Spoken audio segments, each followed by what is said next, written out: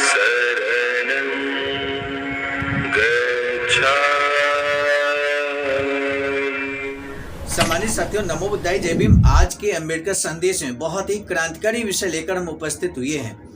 अस्पृश्यों के पृथक अस्तित्व को मान्यता कैसे मिली, इस पक्ष में कौन कौन से ऐसे प्रमाणिक चीज़ें मौजूद हैं, प्रमाण मौजूद हैं, जिनके माध्यम से आप कह सकते हो विश्वास के साथ कि पृथक अस्तित्व मिला अस्पृश्यों को, और इसी आधार पर भारत देश को अंग्रेजों ने आज़ाद किया। भारत देश को आज़ादी देने से पहले उन्होंने ये सुनिश्चित किया कि भारत देश के अंदर अस्पृश्यों की जो स्थिति है वो पृथक अस्तित्व रखती है। हालांकि यहाँ के लोग जो अपने आप को राष्ट्रभक्त, देशभक्त कहते थे, वो अस्पृश्यों के पृथक अस्तित्व को मानने से लगातार इनकार कर रहे थे। लेकिन अंग्रेजों ने, ब्रिटिश प्रधानमंत्री से लेकर समस्त अंग्रेजों ने इस बात पर विशेष जोर दिया कि जब तक कि अस्पृश्यों के पृथक अस्तित्व को मान्यता नहीं दे दी जाती और सत्ता के हस्तांतरण में उनकी भी सहमति अगर प्राप्त नहीं हो जाती, तब तक भारत को सत्ता हस्तांतरण नहीं किया जाएगा। इतनी महत्वपूर्ण बात, इस देश को आज़ादी दिलाने में अस्पृश्यों का पृथक अस्तित्व कितनी अहमियत रखता है, ये जानने के लिए जो बाबा साहब ने यहाँ पर प्रमाण प्रस्तुत किए हैं, उन सभी प्रमाणों को हम एक एक कर आपके समक्ष रखेंगे। लेकिन आज देखिए, इस विषय के अंतर्गत अस्पृश्यों के पृथक अस्तित्व को मान्यता के संबंध में आपके समक्ष हम रखने वाले हैं प्रस्तावना, और इसी प्रस्तावना में संक्षिप्त रूप में हम जानेंगे कि आखिर वो कौन कौन से प्रमाण हैं जो ये सिद्ध करते हैं कि अस्पृश्य भारत में पृथक अस्तित्व रखते हैं, हिंदुओं से अलग अस्तित्व रखते हैं। आइए तो शुरू करते हैं आज का अंबेडकर संदेश। अंत तक वाच कीजिए, सारगर्भित अंबेडकर संदेश है आज का। सम्मानित साथियों, बाबा साहब डॉक्टर अंबेडकर संपूर्ण वाङ्मय खंड 16 से पेज नंबर 336 से 337 तक आज का अंबेडकर संदेश रहने वाला है। बाबा साहब डॉक्टर अंबेडकर संपूर्ण वाङ्मय खंड 16 से आज का अंबेडकर संदेश है। तो शुरू करते हैं। बाबा साहब लिखते हैं कि भारतीय संविधान में अस्पृश्यों की क्या स्थिति होगी, इस विषय पर ब्रिटिश सरकार की घोषणा होती है और उस संबंध में प्रस्तावना तत्कालीन वायसरायों एवं भारत मंत्रियों की घोषणाओं का उल्लेख करने की आवश्यकता इसलिए पड़ी कि हाल ही में श्री गांधी को लॉर्ड बेबल ने उनके 15 अगस्त 1944 के पत्र के उत्तर में जवाब दिया कि भारत के राष्ट्रीय जीवन में अनुसूचित जातियां पृथक अस्तित्व रखती हैं और भारतीयों को सत्ता सौंपने के पहले भावी संविधान में उनकी भी सहमति नितांत आवश्यक है।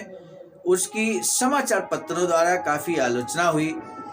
ये आलोचना इस सोच पर आधारित है कि किसी संकल्प में अनुसूचित जातियों के लोगों को पृथक अस्तित्व होने की मान्यता नहीं थी और उनकी सलाह आवश्यक नहीं बतलाई गई थी।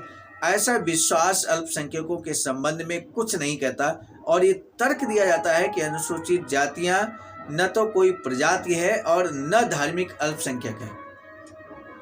ये कहने की आवश्यकता नहीं कि ऐसी आलोचना के पीछे कितनी अनभिज्ञता है। हिंदू धर्म ने अस्पृश्यता के मत को आधार मानकर हिंदुओं की प्रमुख संस्था से अनुसूचित जातियों को इस चालाकी से अलग कर दिया कि वे हिंदुओं से इतना पृथक हो गए कि हिंदू और मुसलमान अथवा हिंदू और सिख अथवा हिंदू और ईसाई पृथक समझे जाते हैं। ये मानना कठिन है कि अस्पृश्यता पृथकता और संगरोध से बढ़कर और किस सिद्धि का प्रतिफल है। और ऐसी आलोचना करने वाला वही दुर्भावना वाला वर्ग है जो अनुसूचित जातियों को उनके राजनीतिक अधिकारों के दावों को नकारने के उद्देश्य से शब्द जाल फैला रहा है। जो लॉर्ड बेबल की घोषणाओं को प्रकारांतर कह रहे हैं, वे पूरी तरह भूल गए हैं कि जब से सत्ता हस्तांतरण का विचार ब्रिटिश सरकार के मन में आया है, तभी से अनुसूचित जातियों की बात भी उसके विचार अधीन है।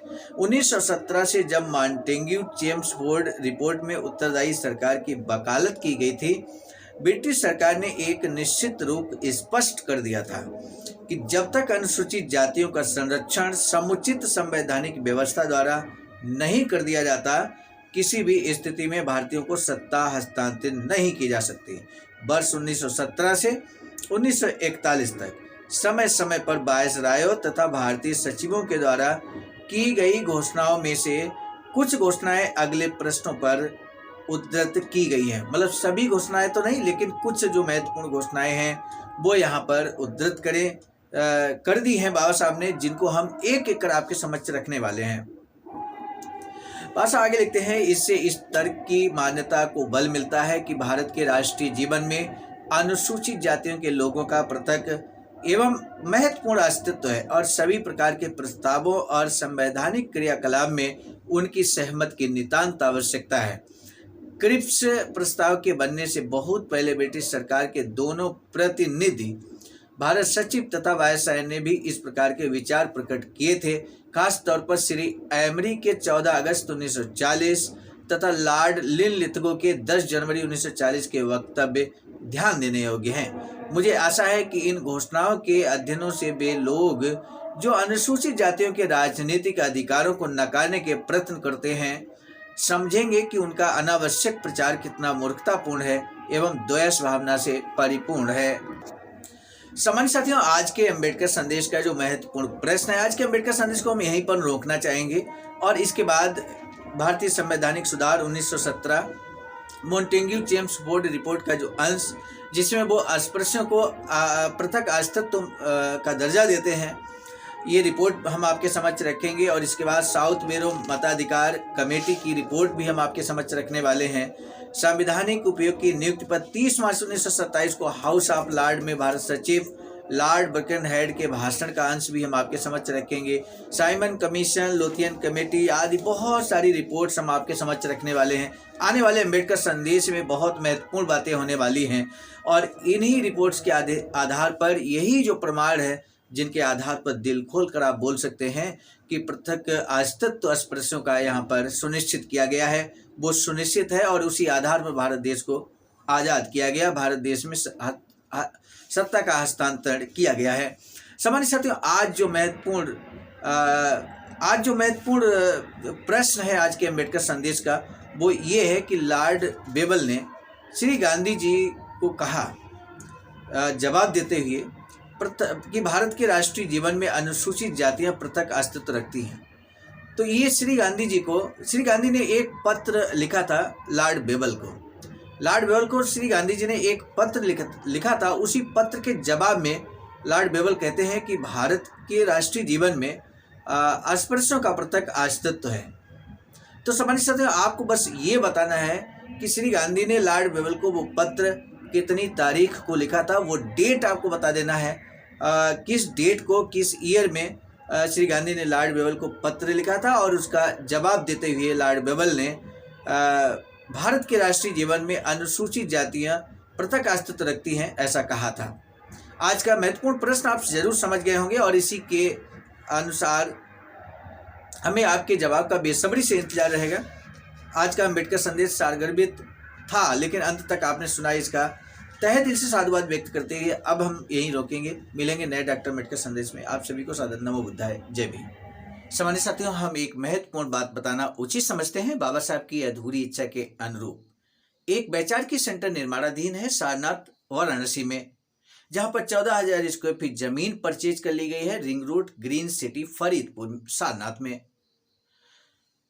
वैचारिक सेंटर के प्रशासनिक ब्लॉक का निर्माण कार्य कंप्लीट हो चुका है। शानदार बेहतरीन प्रशासनिक ब्लॉक का निर्माण पूर्ण हो चुका है। आगे अब मुख्य भवन को बनाने की बारी हम सबकी है और इस हेतु आप दिए गए अकाउंट नंबर पर अपना अमूल्य योगदान कर सकते हैं। आज का अम्बेडकर संदेश हम लेकर उपस्थित हुए थे मिशन नायक बुद्ध मित्र मुसाफिर सर, राष्ट्रीय अध्यक्ष आवाज का नई दिल्ली की प्रेरणा में, और साथ ही साथ संकलन कथाक्रम में परम आदरणीय विजय कुमार बौद्ध जी, प्रांतीय कोषाध्यक्ष आवाज का बिहार। प्रस्तुत कर्ताक्रम में मैं स्वयं सर्वजीत आर्य, राष्ट्रीय मीडिया प्रभारी IIT सेल आवाज का नई दिल्ली। मिलेंगे नए डॉक्टर अम्बेडकर संदेश में, तब तक दीजिए इजाजत। आप सभी को सादर नमो बुद्धाय, जय। सामान्य साथियों, यदि आप हमारे इस चैनल आवाज का ऑफिशियल, जिस पर नियमित सुबह 5 बजे डॉक्टर अम्बेडकर संदेश आपको मिलता है, आप हमारे इस चैनल को सपोर्ट करना चाहते हैं तो हमारा आपसे निवेदन है कि आप हमारे इस चैनल को सब्सक्राइब कर लें, वीडियो को शेयर, लाइक, कमेंट जरूर करें।